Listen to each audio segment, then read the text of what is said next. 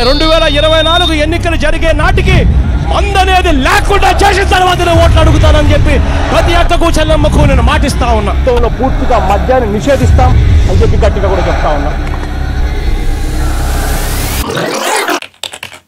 YS Jaganmohan Reddy అనే నేను ఆంధ్రప్రదేశ్ రాష్ట్ర ముఖ్యమంత్రిగా అంతఃకరణ శుద్ధితో ప్రజలందరికీ న్యాయం చేకూరుస్తానని దైవ సాక్షిగా ప్రమాణం చేస్తున్నాను.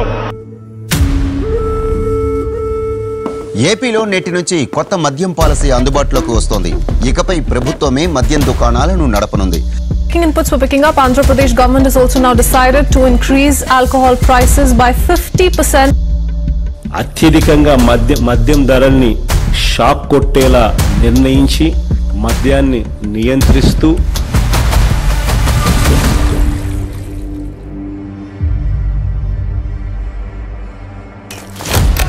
ముంబైని గడగడలాడించిన మాఫియా డాన్లు హాజీ మస్తాన్, కరీం లాలా, దావూద్ ఇబ్రహీం ముఠాలు పారిశ్రామికవేత్తలను, వ్యాపారులను, ప్రముఖులను బెదిరించి సొమ్ములు దండుకునేవి. సరిగ్గా అలాంటి లక్షణాలే గంపగుత్తగా పుణికిపుచ్చుకున్న అతి ప్రమాదకరమైన ముఠానే గత వైకాపా ప్రభుత్వంలో మద్యం మాఫియా ముఠా. 2019 ఎన్నికల మేనిఫెస్టోలో జగన్ సంపూర్ణ మద్యపాన నిషేధం చేస్తానని అక్కా చెల్లెమ్మలను మభ్యపెట్టి వాళ్ల ఓట్లు దండుకొని అధికారంలోకి వచ్చిన జగన్ ఇచ్చిన వాగ్దానాన్ని తుంగలో తొక్కి తమ వ్యక్తిగత స్వార్థం కోసం ఏకంగా రాష్ట్ర మద్యం పాలసీనే మార్చేశాడు. మద్యాన్ని నియంత్రించి కుటుంబాల్లో ఆనందాన్ని నింపే విధంగా కూడా మద్యాన్ని నియంత్రిస్తూ అక్క చెల్లెమ్మలకు తోడుగా ఉండే ప్రయత్నం చేస్తా ఉన్న ప్రభుత్వం కూడా మనదే అని చెప్పి. తాగి ఇట్లయింది, అంతా కల్తీ మందు తాగి ఇట్లయింది అని చెప్పినారు. జగన్మోహన్ రెడ్డి అనంతపూర్లో చూపించింటే అట్లా చెప్పినాడు. మా ఆయన చనిపోయే సంవత్సరం అవుతాను సార్. ఎట్లా చనిపోయినాడంటే ఏం చెప్పుకోవాలా నేను. కల్తీ కాకపోతే పేగులు ఎందుకు బొగ్గుమాటాయండి. హాస్పిటల్ పిలిచిపోయినా కానీ ఇట్లే లివర్లు దెబ్బతిన్నాయి, కల్తీ మందు తాగినారు మీరు అని చెప్పినారు. తండ్రి ఇట్లా అయిపోయా, ఇంకా మా బతికేం రాని, ఇంకేం కూలి వస్తే సంసారం, లేకపోతే లేదు. అది తాగిన వల్లే అట్లా. మా అన్నదమ్ముళ్ళు చచ్చిపోతుంటే చూడలేము. దయచేసి ఇంకా సంపాదించింది చాలు. ఎక్కడికి ఎత్తుకోబోతారా? ఎంత సంపాదించుకుంటారా? లిమిట్ ఉండాలరా దేనికైనా. గొంతులు గొయ్యబాకండి రా రే.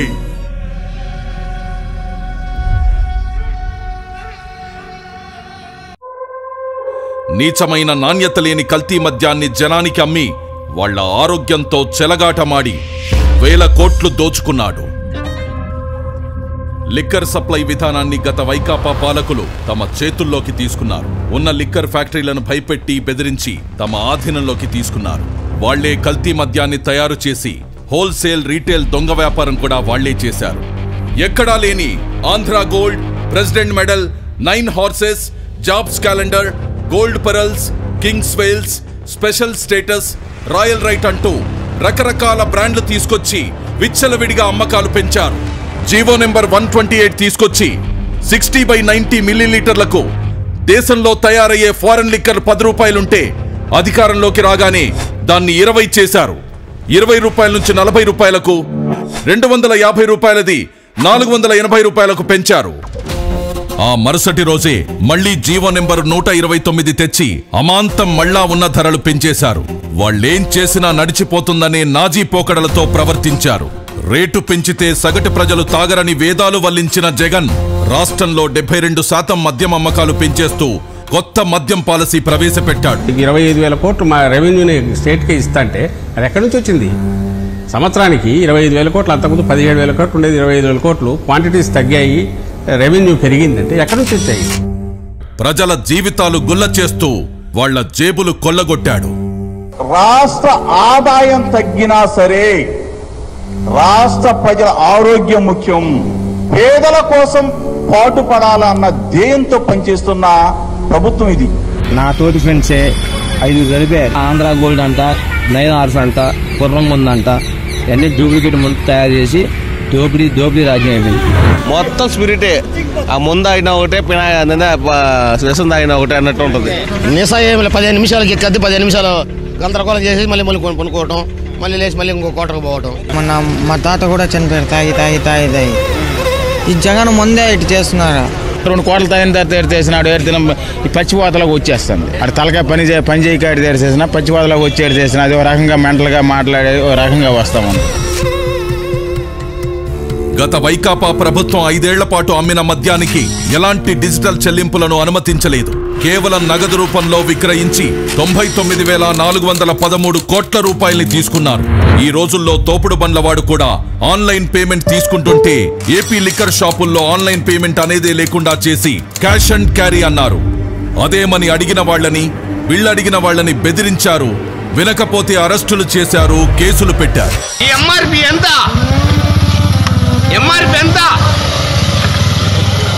140, 250 రూపాయలు. నిన్నేంటండి నిన్న చిత్తూరు జిల్లాలో శ్రీ ప్రతాప్ మద్యం రేట్లు ఎట్లా పెట్టాడు ముఖ్యమంత్రి గారు? ఎందుకు ఇలా అందరూ ఉసురు పోసుకుంటున్నాడు ముఖ్యమంత్రి గారిని అంటే, వాడిని ఇష్టం వచ్చినట్టుగా కొట్టి, వాడిని అవమానించి, వాడిని ఇచ్చేసి, వాడిని కుటుంబాన్ని ఇచ్చి వెంటాడి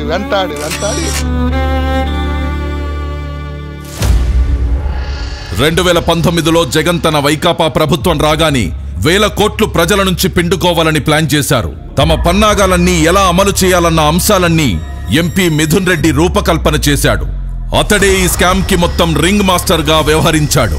అప్పటి బెవరేజెస్ కార్పొరేషన్ లో అసిస్టెంట్ కమిషనర్ గా ఉన్న సత్యప్రసాద్ ని ఈ కుట్రకి పావుగా వాడుకున్నారు.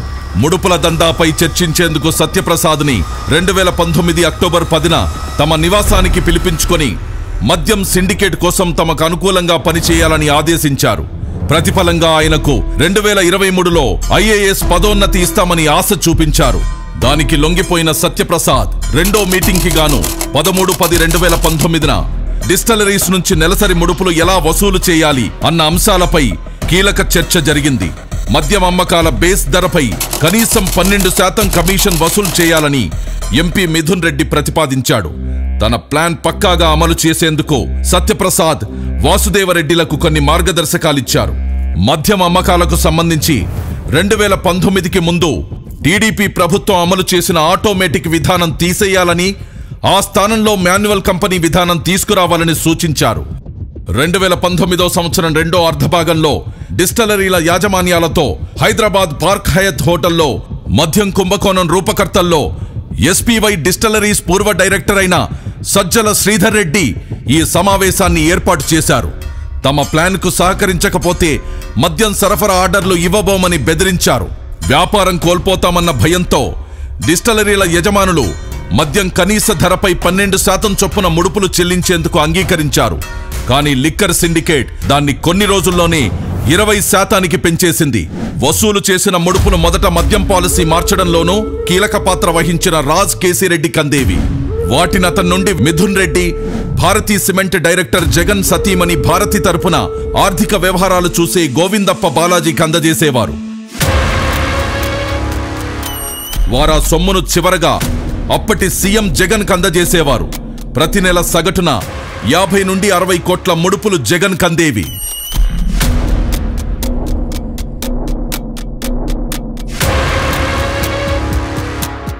మద్యం విధానం ముసుగులో భారీగా దోచుకునేందుకు ఇమిటేషన్ బ్రాండ్ల విధానాన్ని పాటించింది.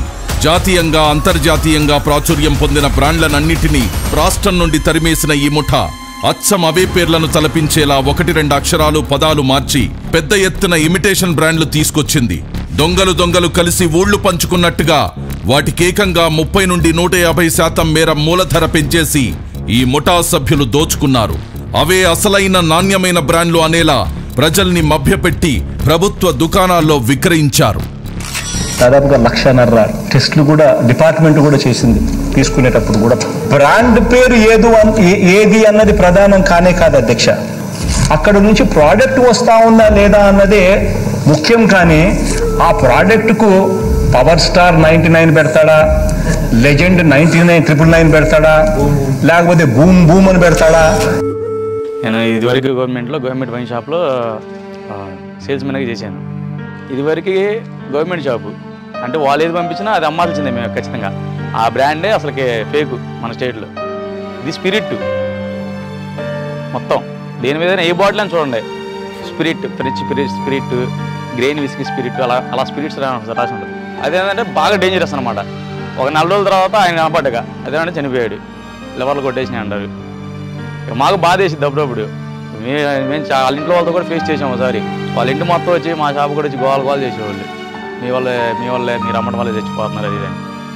ఆ మందు వల్ల మాకు అసలు గుండెలో నొప్పని, పక్కతోళ్ళు నొప్పని, తాయిని కానిచ్చి ఆడకాడ 3 తొలిచిన వాళ్ళు పడిపోతాం, అట్ట అయిపోవడమే. కానీ దానివల్ల మాకు అసలు ఏమీ ఇచ్చేయలేదు. అవి తాగితే పైకి ఇట్లా కొనుక్కుంటే చుక్కలు గిర్రని తిరుగుతూనే ఉండేవి. ఫ్రెండ్స్ ఒకడు 25 ఇయర్స్ 26 ఇయర్స్ ఉండిద్ది. తాగంగానే ఆ అబ్బాయికి పక్షవాతం, అంటే పక్షవాతం లాగా వచ్చింది. 26 ఇయర్స్ కంటే ఎవరికి పక్షవాతం కుర్రాళ్ళకి రావు. అలాంటిది ఎంత కల్తీ అయిందో మద్యం మీరు ఒకసారి ఆలోచించుకోండి. అయితే 2019, 2024 మధ్యలో తాగిన మందు వల్ల నా జీవితం సర్వనాశనం అయిపోయింది. చేతులు బలహీనత, లివర్ తేడా వచ్చేసింది. మా ఆరోగ్యంతో ఆడుకున్నారండి. మందు సన్నాసి మంది బాగాలి. అసలు నా తోటి కుర్రోళ్ళు చాలా మంది చచ్చిపోయారు. అది చెడ్డు మందు అమ్ముతున్నాడు, ప్రజలంతా చచ్చిపోతారు. అదని ఇంకా అట్లా అనుకుంటారు కదన్నా, చచ్చిపోయినాడు ఇట్లా మందు తాగినారని అట్లా సార్ తాగేసాట.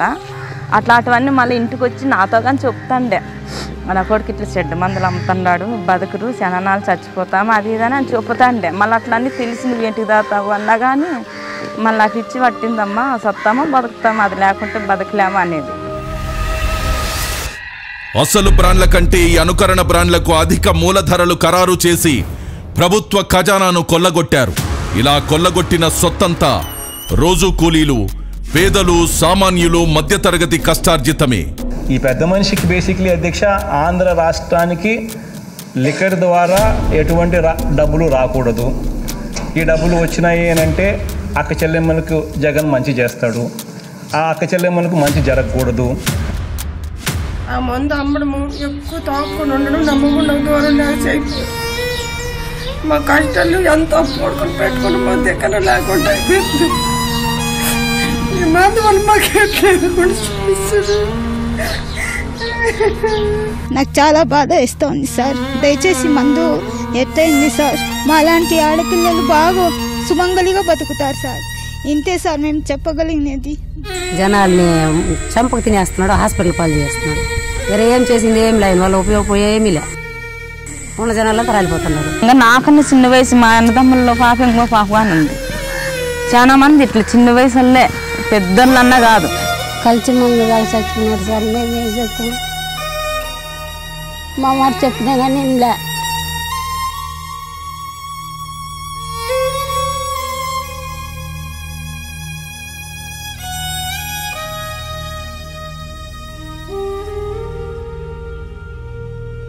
ఇక్కడెక్కడ ఒకడు చచ్చిపోయాడు, పార్క్లోనే బైపాస్ చచ్చిపోయాడు. ఒకడేమో సక్ఫోష్ కాడ చచ్చిపోయాడు. 3 చచ్చిపోయారండి. మందులో ప్రాబ్లం వల్ల చచ్చిపోయారండి. 3 రోజుల క్రితం అబ్బాయి తాగి నైట్ పనుకున్నాడు అనుకుంటా, ఒళ్ళు అలసిపోయిందని.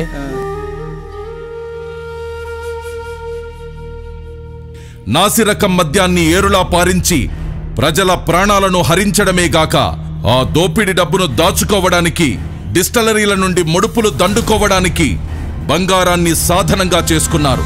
డిస్టలరీల మద్యం సరఫరాదారుల నుండి 400 నుండి 1000 కోట్ల విలువైన బంగారాన్ని ముడుపులుగా తీసుకున్నారని ఒక అంచనా. బంగారం వ్యాపారులకు కమిషన్లు చెల్లించి వారి ద్వారా ముడుపుల డబ్బును మద్యం మాఫియా ముఠాకి చేరవేశారు. చివరికి ఆ బంగారం డబ్బు అంతిమ లబ్ధిదారుడైన జగన్ ప్యాలెస్ కి చేరేవి. మద్యం కుంభకోణం నిందితులతో కలిసి రాజకీయ వ్యవస్థను నేరమయం చేశారు.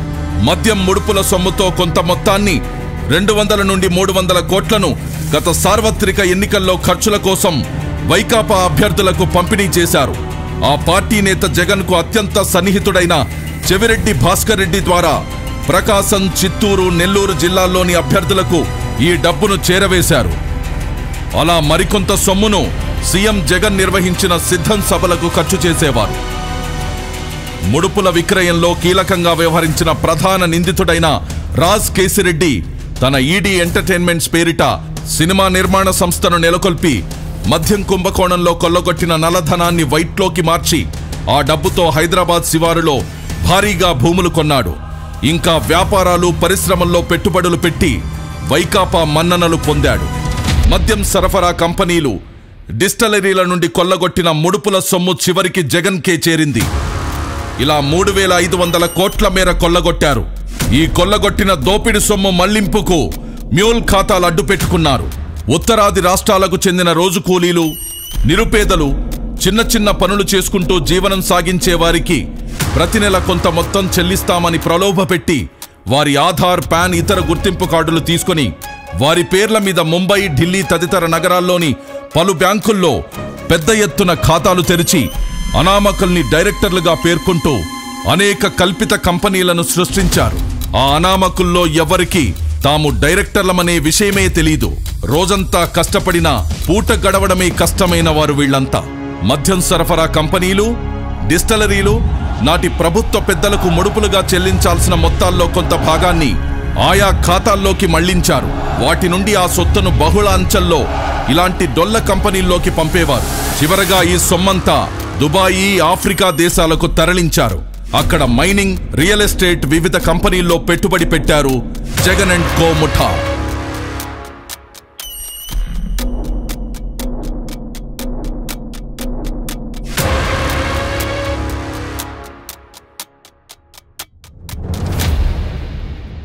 నరాలు నిర్వీర్యమై జనం వణికిపోని, కలుషితం తాగి కాలేయం కుళ్ళిపోని, మూత్రపిండాలు మలినమై కృంగిపోని, జవసత్వాలిడిగి కడకు మనిషే మట్టిలో కలిసిపోని. వాళ్లకేమక్కర్లేదు, జనమేమైపోయినా చింతలేదు. ఆ ముఠాకి ముడుపులు కావాలి, కమిషన్లతో సొంత ఖజానా నిండాలి, ప్యాలెస్లు కళకళలాడుతుండాలి. వాళ్ళు ఎవరు బయట తిరగడానికి అర్హులు కాదు. లక్షల కోట్లు మా నుంచి దోసుకొని లక్షల కోట్లు అప్పు చేసి ఎవరైతే స్కామ్ చేశారో వాళ్ళందరికీ శిక్ష పడాలి. మిగతా వాళ్ళ మందు వల్ల నష్టపోయిన వాళ్ళ జీవితాలందరికీ సుఖాలు, సంతోషాలు కలగాలని కోరుకుంటున్నానండి.